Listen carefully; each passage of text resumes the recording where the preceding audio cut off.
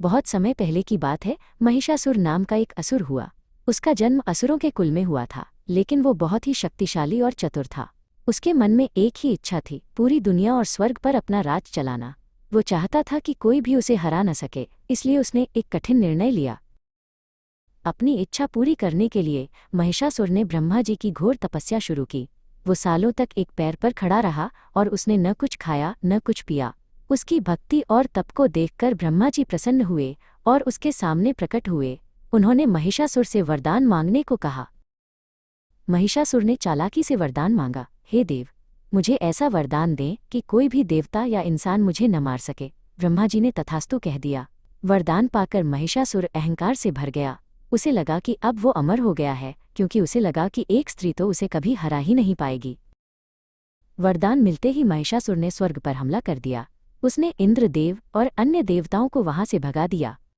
देवता डर के मारे इधर उधर छिपने लगे। महिषासुर का अत्याचार इतना बढ़ गया कि पृथ्वी पर भी लोग त्राही त्राही करने लगे। चारों तरफ केवल अंधकार और बुराई का बोलबाला था। डरे हुए देवता मदद के लिए त्रिदेवों ब्रह्मा, विष्णु और महेश के पास पहुंचे। देवताओं की दुखभरी कहानी सुनकर त्रिदेव अत्यंत क्रोधित हो उठे। उन्होंने अपनी शक्तियों को मिलाने का निर्णय लिया।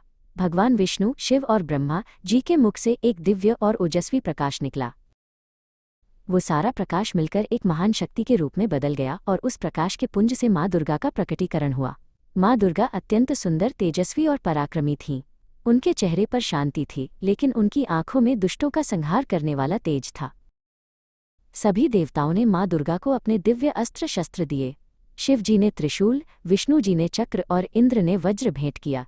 माँ को सवारी के लिए एक शक्तिशाली शेर मिला, जिसका नाम सिंहा था।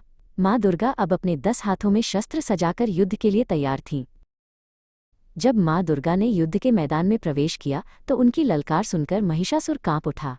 उसने अपनी मायावी शक्तियों से कभी भैंसा, कभी हाथी और कभी शेर का रूप धरा, लेकिन माँ दुर्गा विचलित नहीं हुईं। उन्होंने शांत भाव से महिषासुर के हर वार का सामना किया। युद्ध 9 दिनों तक चलता रहा। अंत में महिषासुर ने फिर से भैंसे का रूप लिया और माँ पर हमला किया।